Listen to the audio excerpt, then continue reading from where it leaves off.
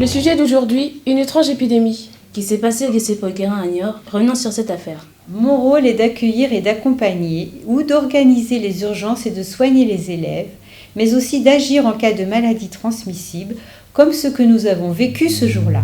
Bon alors, qu'est-ce qui t'arrive, Maxime? J'ai mal au ventre et à la tête. Je vais prendre ta température, on va vérifier tout ça. Et sinon, quelles sont les études pour faire ce métier? Alors c'est 3 ans d'études après le bac, et on passe un concours et on rentre à l'école d'infirmière. Et après, c'est 3 ans, on alterne stage et cours.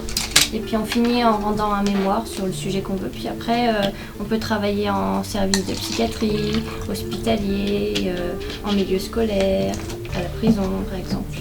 Il faut être disponible, à l'écoute, être bienveillant à l'égard de ceux qu'on soigne, savoir travailler en équipe et être réactif face à une situation d'urgence. Oui, allô? Allô, Chantal? Oui, là, il faudrait que tu viennes, là. Non, mais c'est pressé, là. Il y a vraiment quelque chose de bizarre qui se passe dans la classe.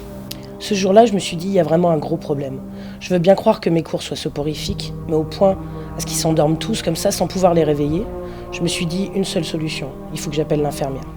J'ai d'abord appelé le SAMU avec qui je me suis mise en relation pour organiser la suite des soins. Ensuite, j'ai prévenu les familles. Et puis, dans mon réseau interne, le chef d'établissement, le médecin scolaire et l'infirmière conseillère technique, et ensuite les conseillers principaux d'éducation. Je demande toujours le silence parce qu'ils sont très bruyants habituellement.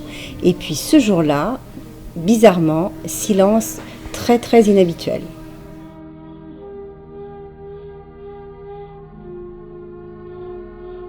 J'ai été embêté, il y avait plein de monde dans les couloirs. J'ai pas pu faire le ménage comme je voulais. Tout le monde était couché par terre.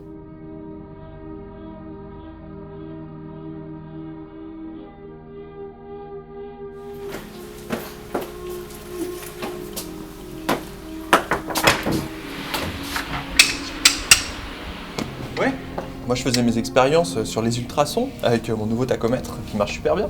Et puis j'étais quand même à 1000 lieues de me douter que ça allait faire cet effet-là sur les élèves, hein. Ils sont tous endormis. Au final, l'origine du problème était un professeur qui avait mené des expériences sur les ultrasons. Mais les élèves en sont ressortis indemnes. C'est ainsi que s'achève notre émission. Et la semaine prochaine, ne ratez pas notre sujet sur l'auteur de Poule de Choré.